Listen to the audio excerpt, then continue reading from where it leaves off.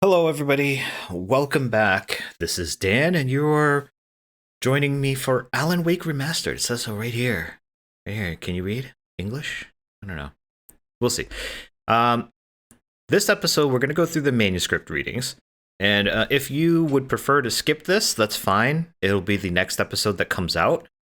So just look for that one. If you would like to join me and go through the manuscript pages that we've picked up, please do so. I really enjoy these, and they really give some depth into the backstory of the game, and it really adds a lot in addition to the gameplay. But like I said, if you don't want to watch it, that's fine. Just watch for the next episode.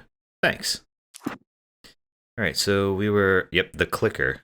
That explains it. Departure, I wonder if that is going to be in relation to the darkness, the departure of the darkness. So how'd we do? These are on nightmare difficulty. So we found all of them. Nice. Nightingale reads the manuscript. Ooh. This must be before he comes in and talks to us in the jail and then gets clobbered. Nightingale tried to make sense of the manuscript. It was disjointed and strange. He didn't understand half of it, but it all rang true. Impossibly true. He took out his hip flask when he reached the page that described how he reached the page that made him take out his hip flask. It wasn't the booze that made his mind reel. So he was drunk. He has been drunk. I mean, he's got a hip flask, for God's sake. And it says right here, it wasn't the booze that made his mind reel. Although that doesn't take away from the fact that he had been drinking. I would like to know more about why he's so dead set against Alan. Like, that would be nice to know. Nightingale attacked by the dark presence. Yeah, that was the last we ever saw of that guy. Nightingale felt the situation veering out of his control, but the gun at least felt steady in his hands. He was ready to fire, resolved that he would let this happen over his dead body. And yet he hesitated. He had seen this moment before, read it in the page. He was transfixed by the déjà vu and the horror that he was a character in a story someone had written. Then the monstrous presence burst in behind him and dragged him into the night. Yep. That is exactly what happened. And this must be the exact page he was looking for. Because if you remember, he was like, hey, wait, this seems familiar. I read this somewhere. And then the thing burst in and dragged him out. The dark presence set back. The darkness that wore Barbara Jagger's face was furious. The story in the manuscript had been making it stronger all the time, but now the light had set the writer free and hurt it, weakened it. It was only a matter of days before the dark presence would be strong again, but meanwhile, it would be difficult to recapture the writer. Fortunately for the darkness, that doc was also after Alan, and that set us back quite a bit, actually. So it worked out for the darkness. Cynthia's work. That's the crazy lady, Cynthia Weaver. Cynthia Weaver worked hard, following her obsessive rituals, sometimes fighting them, always giving in to them in the end. She haunted the halls of Bright Falls abandoned power plant. She marked her caches with light-sensitive paint that could only be seen by eyes that had been touched by darkness and saved by light like she'd been. She was preparing defenses and supply lines for the war she knew would come. The war between the forces of light and darkness. Oh, so she's the one that's been leaving these caches, because Alan made mention that the symbol he'd been seeing looked familiar, and when he saw the billboard or the sign for the power plant, because that's where she's been. And it's interesting because these were meant for Alan, because it says here that she was painting with paint that could only be seen if you've been touched by the darkness and saved by the light like she'd been. That's interesting. The dark presence hunts wake. For it to be free, the dark presence needed the writer to finish the story. Again and again, the story let it get frustratingly close to the writer without letting it capture him. It was bound by the events depicted in the manuscript, but it could pursue the writer indirectly, put others on the task and stop those who would help him. It took over everything in its path, made them its puppets, and sent them after Alan Wake. So this seems to imply that the presence kind of coaxed the doc. Maybe it wasn't really what he was looking for, but it was like the dark presence that kind of pushed him along to finding and capturing Alan. I wonder if that was the case, or if he had like a thing to begin with, because he also seemed like he knew about like the dark presence or something. So it would seem. I don't know. I don't know what the intent is. Alice trapped in the dark. Alice had screamed until she had no voice left to scream. Around her, the darkness was alive. It was cold and wet and malevolent and without end. She was a prisoner, trapped in the dark place. The terror would have burned her mind out, but one thing made her hang on. She could sense Alan in the dark. She could hear him. She could see the words he was writing as flickering shadows. He sensed her too. He was trying to work his way to her. Damn, so they've been keeping Alice in the dark, literally, and she's afraid of the dark, so that's not good. But that's so cool. Like, she could sense him and hear him, and that's what kept her, like, fighting, it looks like. That's love. So if anybody asks, what is love? Baby, don't hurt me. Barry in the sheriff's station. Barry was in his element, making calls, making things happen, even if he didn't entirely know what those things were. He wouldn't let the hot sheriff chick down. Even every noise he heard from outside, and he heard plenty, made him jump. He had only paused to text Al a message, told him to hurry up. Suddenly, Barry froze in mid-dial. A window broke somewhere in the building, and then the lights went out. Yeah, if you forgot, Barry was like, he's kind of like a publicist. He's getting Alan on track with like the writing and stuff, and trying to get him to finish his book. So like an agent slash friend slash publicist, kind of like an all-in-one guy, you know, to make things happen for Al. So him making calls, making things happen, that's cool, because that's what he does. But yeah, I mean, in light of all the stuff that's been happening, that's pretty difficult. But I guess he just kind of went into like autopilot. But yeah, when something broke the window and the lights went out, yeah, he probably hightailed it out there.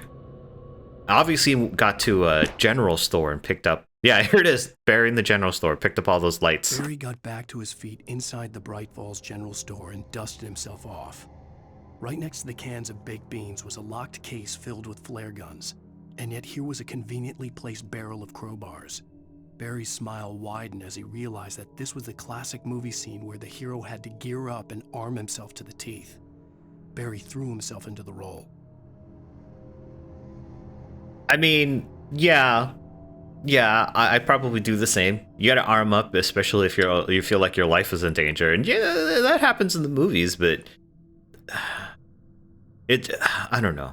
You never know what you would do until you actually get placed into that scenario.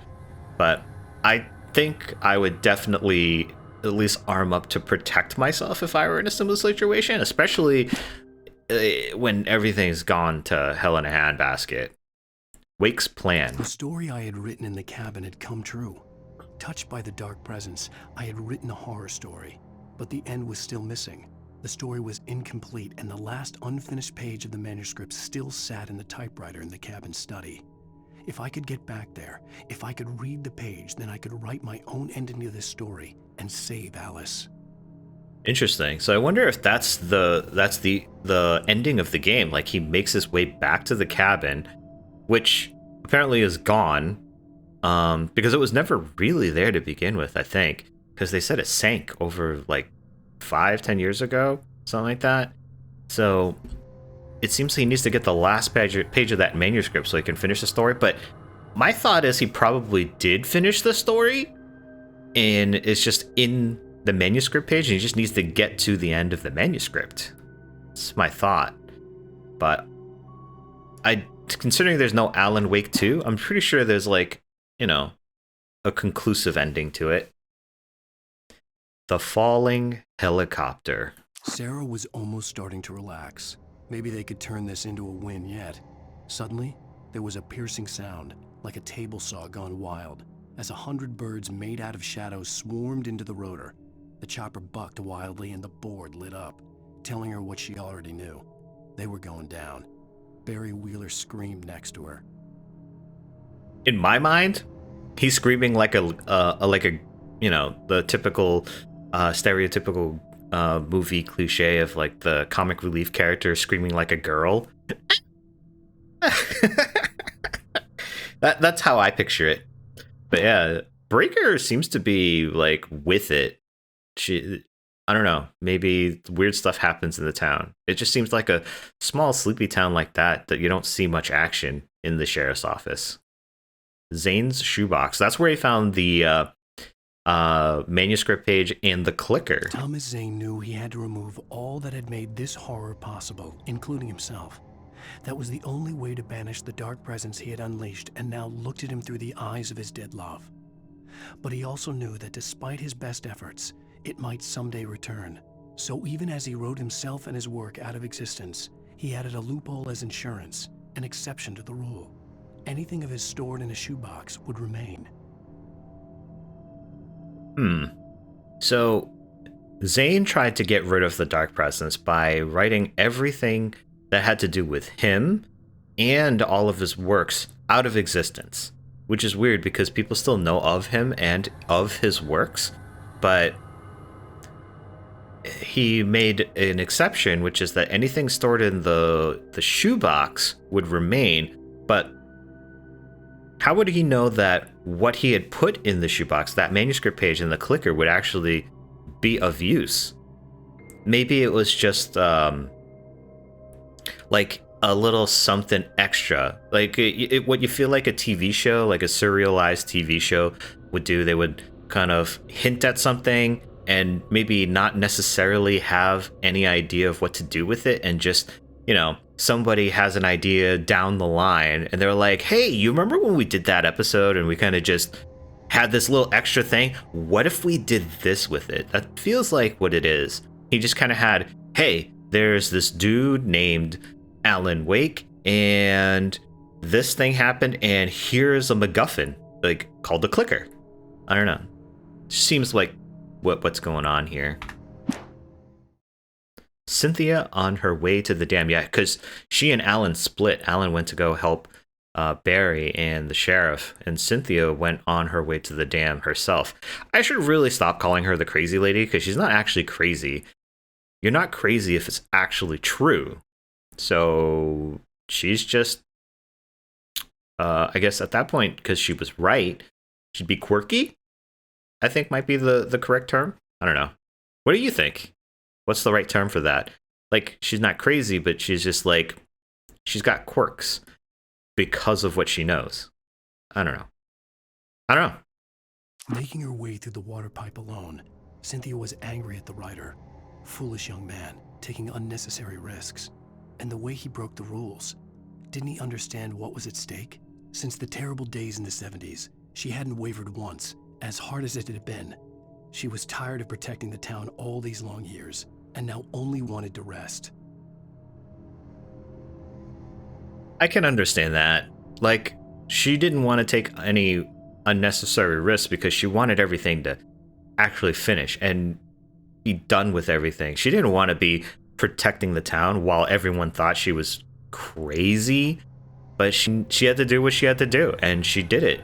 And she didn't want the idiot Alan to mess up all that she'd been through for the past whatever number of years, 20, 30 years, 40 years. I mean, how long has it been? I don't know what year it is in the game, but she's been doing that all those years, all by herself. And here's this guy who's supposed to end everything, and he's just like, hey, you know what? I'm just gonna jump out, do my own thing. It'll be all right. She's like, what? I held down the fort for you, and this is how you pay back all the time and effort and dedication. Screw you. Oh, that was pretty cool. I I don't know if I'll go back to nightmare mode. Maybe one day. I really would have liked to read some of these extra pages. That would have been cool, I think. I hope you guys enjoyed the readings for these manuscript pages. I know I did. And they always bring in like some extra to the story that you've been seeing, going through, playing through, and stuff like that. And it's been great. So I don't know what I'll be doing, since I believe this is the last chapter, chapter 6, that we're in now. It is even called the Departure or whatever. Actually, Departure. Yeah, not the Departure, just Departure. Feels like that's the last chapter or the last episode in the game, which means I won't know when the final boss comes, unless it really is like in the manuscript where it's going to be in the cabin. So if I know I'm going to be heading to the cabin real soon, maybe I just stop and do a manuscript reading for all the manuscripts I picked up during that time. Actually, let's just take a quick look and see how many there are. Oh, there aren't that many, actually. 1, 2, 3, 4, 5, 6. So maybe what I'll do is at checkpoints under the light, I'll just go through them as I'm going, instead of having like a single episode. They're not long, so if you're watching the gameplay videos, you could just skip by them real quick, if that's what you're looking for. But if you're watching this episode and you've gotten this far, you enjoy them just as much as I do. So you wouldn't do that. It would just be just the people who have skipped this video and moved on to the next one. So I guess I said all that for nothing. Anyways, you know what the plan is, and I know what the plan is. That's what I'll be doing. So I hope you'll join me for the next episode, which will be a gameplay video. And until then, bye.